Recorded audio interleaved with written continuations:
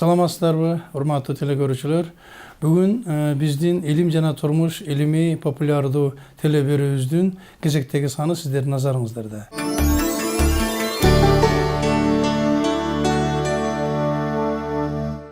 Ар бир мамлекет өзүнүн илимпоздорун, илим жаатындагы көрсөткөн жетишкендиктерин адекваттуу түрдө баалап, аларга өздөрүнүн көңүлүн буруп келет.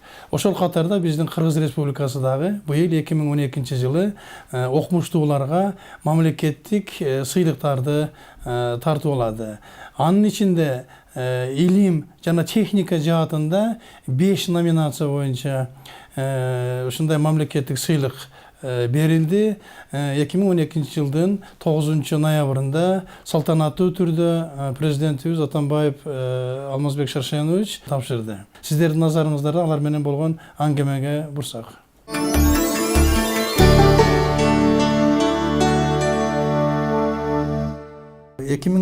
Жылы ошол илим жана техника боюнча мамлекеттик сыйлыкты алган биздин Кыргызстанда көрүнүктүү окумуштуулар менен ошондой маек куруп отурабыз. Химия илимдеринин доктору, белгилүү инсан, окумуштуу, Улуттук илимдер академиясынын академиги Мырзыбраев Бектемир Мырзыбраевич, Кыргыз суу долбоор ачык акционердик коомунун башчысы Асиррадин Мизамович Кичибаев агайыбыз келип отурат. Белгилүү окумуштуу илимдер академиясынын корреспондент мүчөсү Асанканов Абылбек Асанканович жана белгилүү математик, физика математика илимдеринин доктору профессор Асанов Абыт Асанович агайлар келип отурушат. Негизинен биздин айыл чарбабызга, экономикабызга, жалпы эле илимге фундаменталдык аягында бир салымдарды кошкон инсандар, ошол инсандар тобу, окумуштуулар коллективине берилет. Быйыл металлоамидтик комплекстер боюнча аны синтездөө, анын касиети жана түзүлүшү боюнча академик Мырзыбраев Бектемир Мырзыбраевич баштаган бир топ окумуштуулар коллективине берилди. Бектемир Мырзыбраевич, ушу мына биздин көрүүчүлөргө илимге кошкон жааныңыздар үчүн биздин мамлекеттин эң чоң сыйлыгы болгон ушу мамлекеттик сыйлыгы каралды. Ошол жөнүндө кыскача кеп кылып берсеңиз.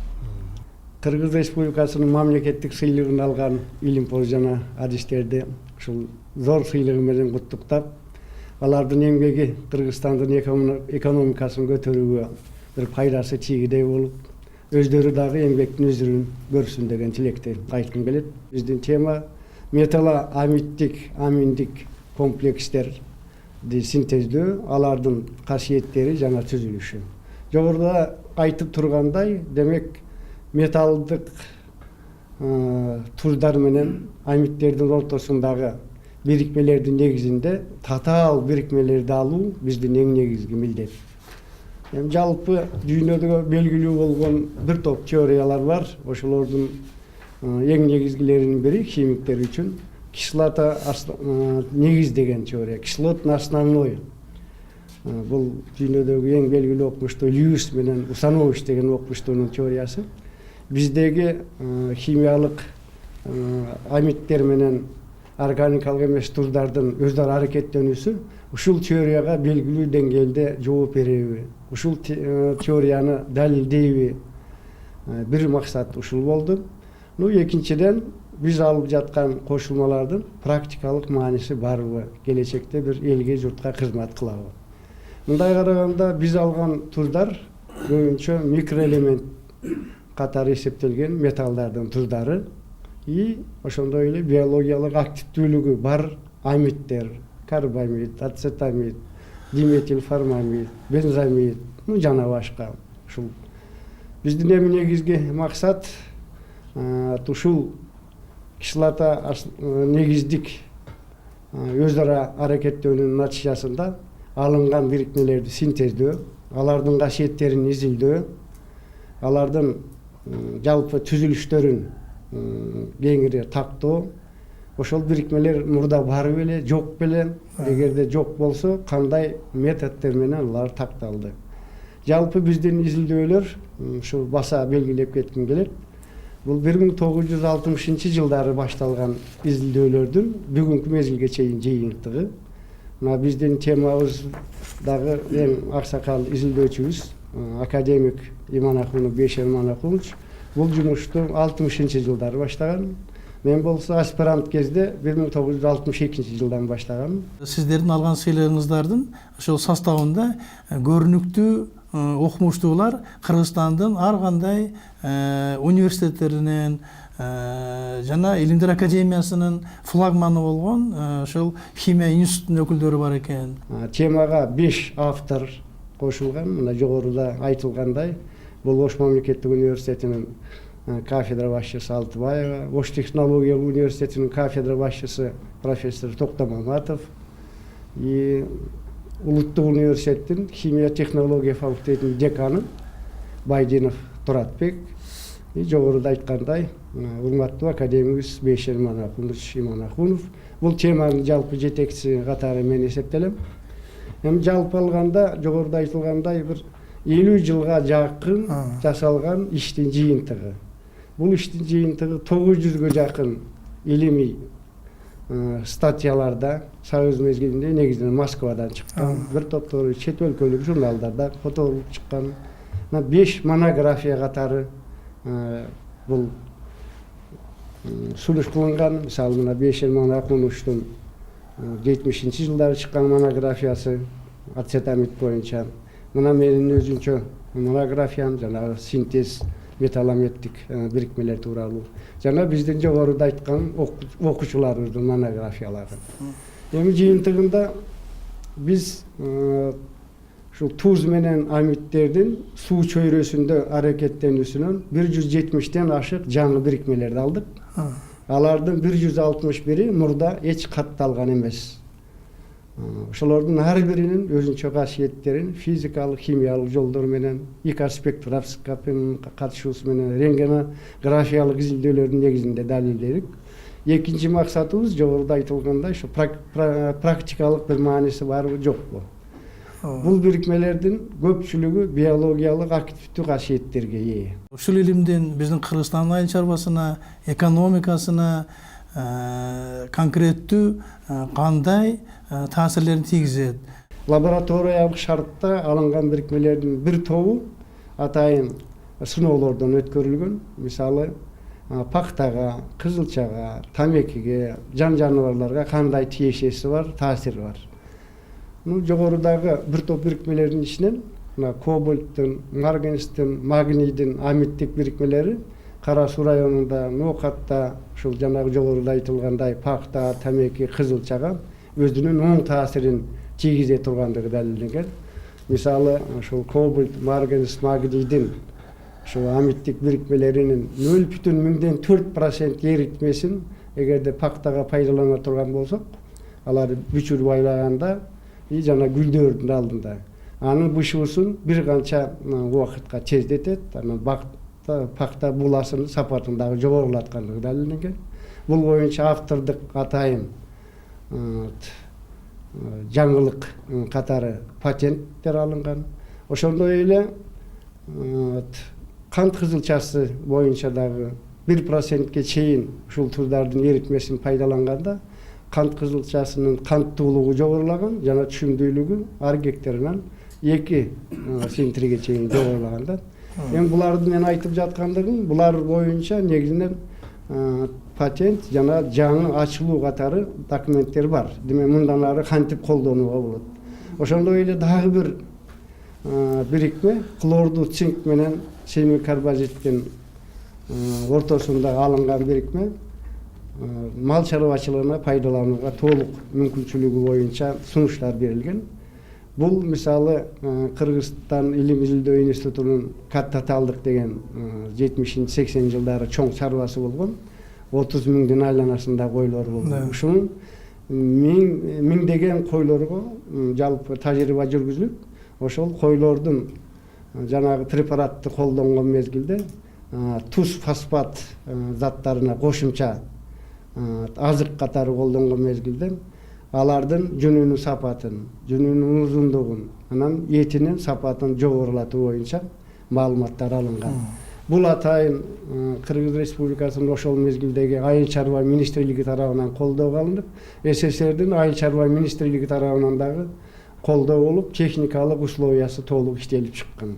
Мамлекеттик сыйлык алгандардын ар биринин өзүнчө окуучулары бар. Демек бул ишти мындан ары улантууга болот.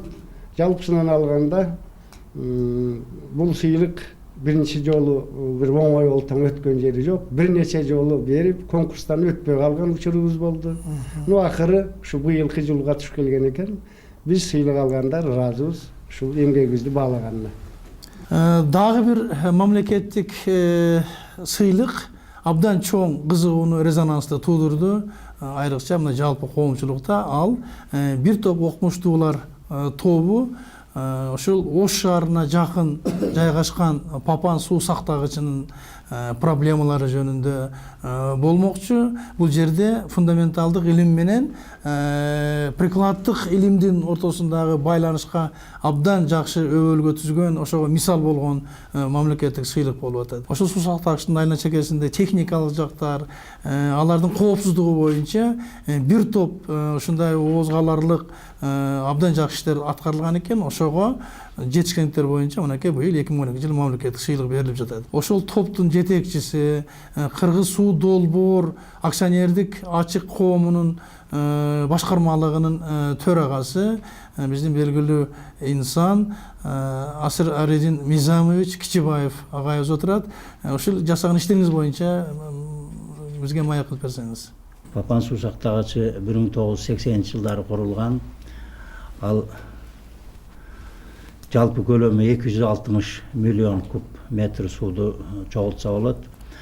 Бул Папан суу сактагычынын негизи максаты бул Кыргызстанга, Кыргызстандын ичинде Кара суу жана Араган районунда 35.200 23.200 гектар жерге суу берет. Өзбекстанга 7.700 гектар жерге суу берет. Анан Ош шаарыны ичет турган суу менен камсыз кылат. Бул эми ошол курулган жылдары өзүңүздөргө белгилүү Союз убагында лимиттен ашып кетти деп көп объекттер планга кирбей калчу. Ошол Папан суу сактагычы планга кирбей көп жүргөн, кымбат деп, арзандаткыла деп, ошондо Папан суу сактагычынын ортосунда, платинанын ортосунда курулчу ядрону алып салган арзандатуу максатында. Ошону менен курулуп, бүткөрүлүп ишке тапшырылган. Бирок ошондон бери эксплуатация болгон жылдары ошол суудун көлөмү 1270 уровенге жеткенде, деңгээлге жеткенде уже төмөнкү жагынан суу сызып чыга баштаган. Бул биздин суу чарбасында айрыкча мындай жер топурактан жасалган суу сактагычтарда өтө жаман көрүнүш. Бул деген төмөн жагында жайланышкан шаарга, элге чоң зыян алып келиши мүмкүн. Бул чрезвычайный ситуация деп койсок болот. Ошондуктан биздин суу чарба департаментинде, суу чарба министерствосунда убагында иштеген окумуштуулар чогулуп, техникалык кызматкерлер чогулуп, техникалык кеңештин чечими менен сууду 1270 метрден көтөрбөй, ушу 160-170 миллион суу менен эксплуатациялап келдик. Өзү 260 миллион суу чогултса болот. Ошондуктан бул проблеманы жана Дүниөлүк банк грант кредит бөлүп реабилитация жумуштары башталганда ушул объектти биринчилерден болуп планга киргизип, Дүниөлүк банк колдоп, ушул жумушту ишке ашыруу иши 2000-жылдан башталган. 2000 жана 2002 жылга чейин 2 жыл бою изилдөө иштерин жүргүздүк. Бул жерде айтып кетишим керек, проект жумуштарына Турциядан келген Темел суу фирмасы жана Англиядан келген ГИББ деген фирма жана биздин Кыргыз суу долбоорлоо институту 3 институт чогуу жасашты. Анан ишке ашыруу бул департамент, суу чарба департаменти алдындагы Дүниөлүк банктын долбоорду башкаруу бөлүмү ишке ашырды.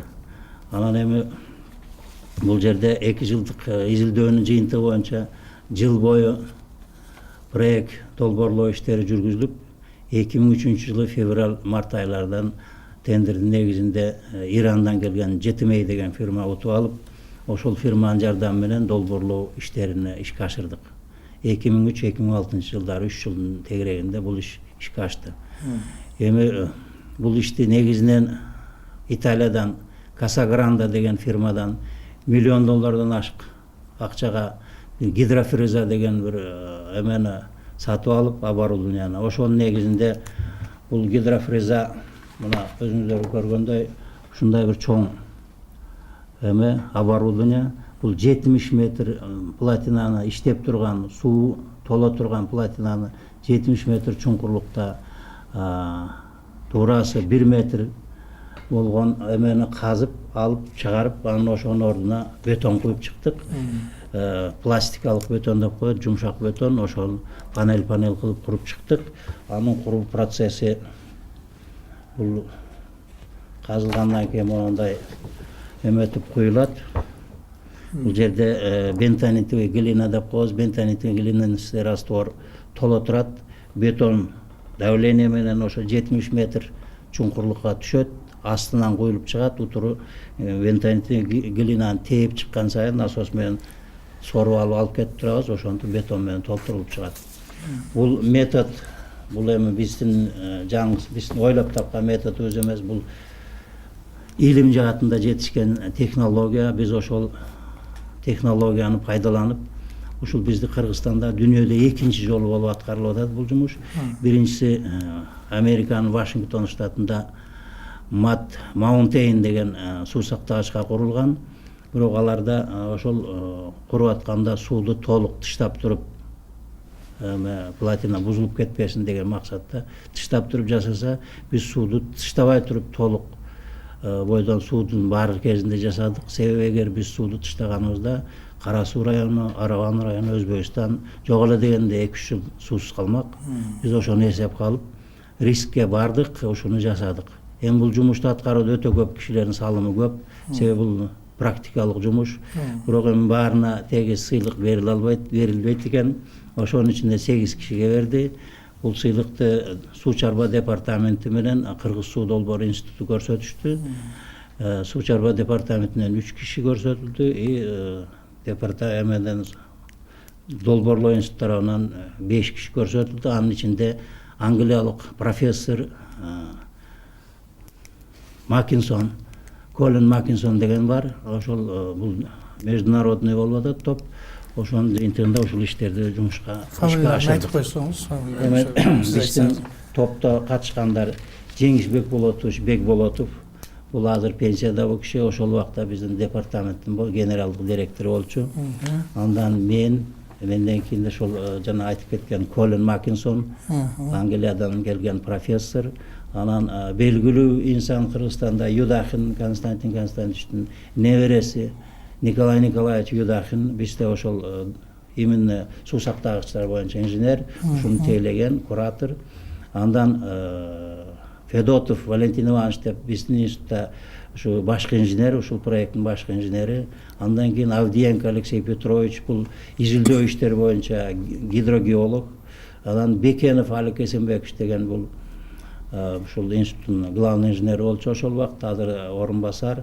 Анан ошол ордунда техникалык көзөмөл алып барган Мадумаров Раушан Садыкович деген агабыз бар. Ошол 8 кишинин ыйгарылды. Профессор Асанканов Абылбек Асанкановичтин Синцзян кыргыздары аттуу монографиясы дагы мамлекеттик сыйлыкка татыктуу болду. Ушул изилдөөмдүн натыйжасында бүткүл Синцзяндагы жашаган кыргыздарды 9 маданий ареалга бөлдүм.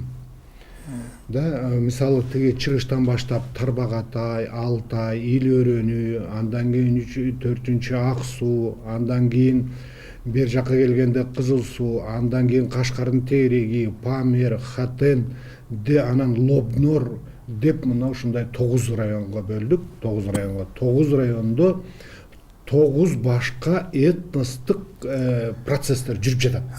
Маданиятында, тилинде, аң сезиминде, дегеле үй бүлөсүндө, анан эң негизгиси алардын өзүн таануу процессинде, же болбосо орусча айтканда самоидентификациясында 9 башка процесс жүрүп жатат. Себеби 9 жерде кыргыздар 9 башка этникалык состав менен жашайт. Бирөөндө кытайлыктар көп болсо, экинчисинде уйгурлар менен жашайт, үчүнчүсүндө өздөрү мындай жекече жашашат, 4-жерде казактар менен жашашат. Ал эми 5-жерде тажиктер менен жашашат. Ушундай этникалык состав ар кандай жашаган жери, географиялык абалы, ландшафты, экосистемасы жана ошондой эле айырга келген жолдордун абалы ар башка да. Ошондуктан бул жерде кыргыздардын арасында эгер аякта менин эсебим боюнча 200 000 кыргыз жашайт деп эсептесек, 200 000 кыргыздардын арасында этностук процесс ар кандай түрдө жашап жатат. Мисалы, Лобдордогу кыргыздарда азыр этникалык идентификация жоголуп, өзлөрүн уйгур же өзгөчө уйгур деп эсептешет дагы. Ал эми кыргыз деген түшүнүктүү, биз кыргыздын тукуму экенбиз, кыргыздарбыз, аталар, энелерибиз кыргыз болгон экен деген түшүнүк сакталып калды. Андан кийин же болбосо текестеги кыргыздар дагы эл өрөөндө, а жерде кыргыздык аң сезим кенен сакталган. Ушул мамлекеттик сыйлыкка ээ болгон сиздин монография эми Кытайдын өзүндө, Кытай коомчулугунда кандай кабыл алынды? Ушул күндө бул китеп азыр Кытайда, Үрүмчүдө чыгып атат. Араб графикасы менен кыргыз тилинде, латин графикасы менен кыргыз тилинде чыгып атат. Буюрса бир айдан кийин чыгып колго алып калабыз. Анан алар Үрүмчү университетинин кыргыз таануу бөлүмү борбору бул китепти окуу китеп катары пайдалануу жөнүндө мага рецензия жазып жиберишти. Бул абдан бизди чоң кубандырат. Үрүмчүлүк кытайлык окумуштуулар айтышты, буюрса эмдиги жылы бул китепти кытайча которобуз деп. Жогорку жана орто окуу жайлары үчүн атайын математика боюнча окуу китебинин, окуу куралынын авторлоруна дагы мамлекеттик сыйлык берилди. 7 автордон турган, алардын башында Кыргызстан коомчулугуна кеңири белгилүү академик Мырзабек Иманалиевич Аксакал агайыбыз, 7 автордун бири физика математика илимдеринин доктору, белгилүү профессор, математик агайыбыз Абут Асановичка сөз берсек. Жаштардын ички дүйнөсү таза болуш керек. Эгерде билими, жакшы билими болуп, бирок ички дүйнөсү таза болсо, анда коом чоң запкы тартат. Ички дүйнөлүгүн тазалаш үчүн данча эмелерди эске алдык бул китеп түзгөндө. Анан бул негизгисинде мында биз эсептер түзгөндө, мында негизи математикада эсептер жеңил, орточо жана оор. 3 эмеде түздүк ал жерден. Мугалим буну өзү каалаган окуучулардын деңгээлине карата бул эсептерди бере алат. Анан эми биз айтыш кыйын, буга эми баарына менимче мугалимдер, окуган кишилер өздөрү буга убакыт көргөзөт кандай экенин. Эми бул ар кандай китеп жазылганда анын жакшы жактары болот, жетишпеген жактары болот. Эгер жетишпеген жактарын бизге көрсөтүп, бизге теги көрсөтө алса, биз аларга чоң рахмат айтабыз. Урматтуу мамлекеттик сыйлыктын лауреаттары дагы албан иштер болсун, албан илимий ачылыштар болсун деп терең ыраазычылык билдирип коюуга уруксат этиңиздер.